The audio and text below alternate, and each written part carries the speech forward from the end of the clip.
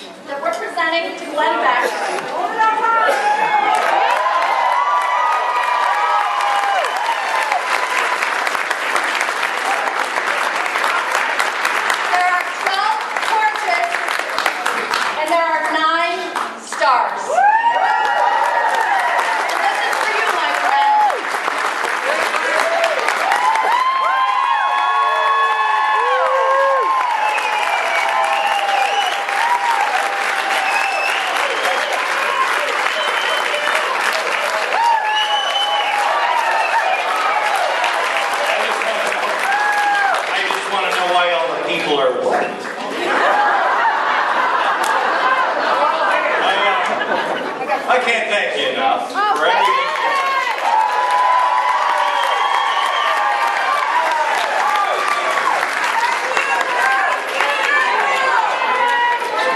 Thank you. I tell you,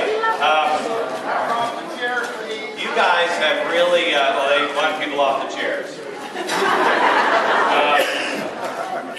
You guys have really, you have really, truly inspired me and inspired my family. You do!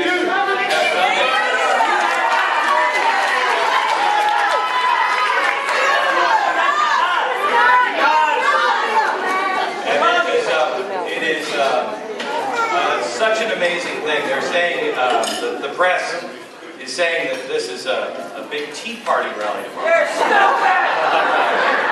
They think we're really, I tell you, you will not be able to miss the message tomorrow, and they still will not get it. And I'm telling you, it is like throwing, not a book at them, it's like throwing the entire Library of Congress at them.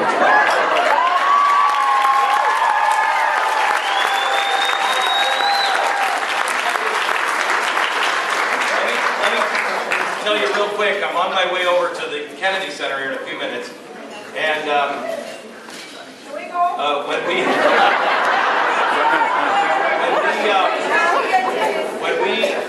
a year ago, I really thought that I was supposed to lead some sort of a political movement, and I realized because God just, I mean, he dropped a sandbag on my head, and realized that that is not what I was supposed to do. And I said to David Barkman at one point, I said, David, we've got to get people back to God. That's the only way we can do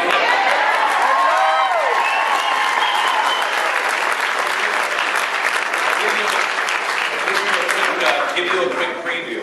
Tonight, we rented out the Kennedy Center, and thanks to my good wife and business partner, Chris, who just has written more checks in the last 6 months than I ever thought he would ever write. But we rented out the Kennedy Center tonight, and the reason why there was only a few hundred tickets left is because we invited pastors, priests, and rabbis, and we have a coalition of faith that understand the Black Growth Brigade. Tonight, we are taking the 5 important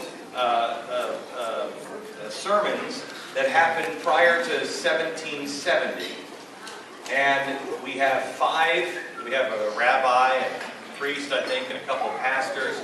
And what they're going to do tonight is preach those set in today's language and today's terms back to the 1700 that will be there, that are people of the cloth.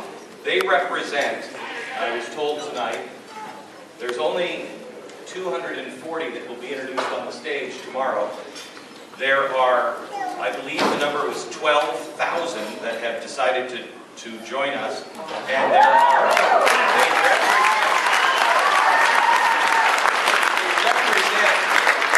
announce tomorrow the new Black Rope Brigade, which hasn't been done in 240 years.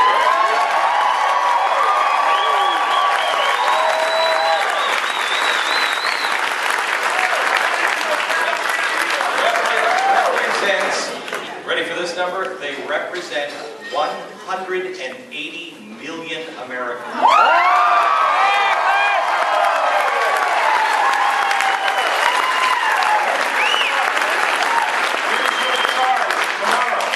Here's your charge tomorrow.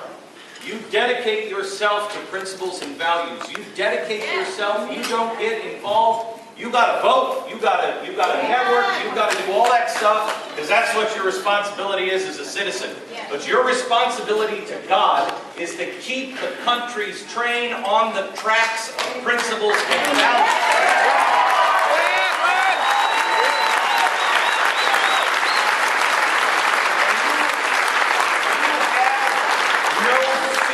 Let me tell you something.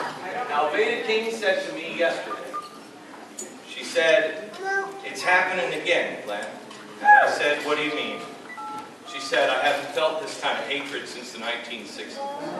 She said, it is, her daughter said to her yesterday, she said, "Mom," and she left the house to come here. She said, "Mom, they killed Uncle Martin and they killed Grandpa. Mom, please come home." It is an amazing time we live in. But Martin Luther King understood, if you take pictures of people who are full of hate and you put them next to people who are full of love, Americans will always choose love.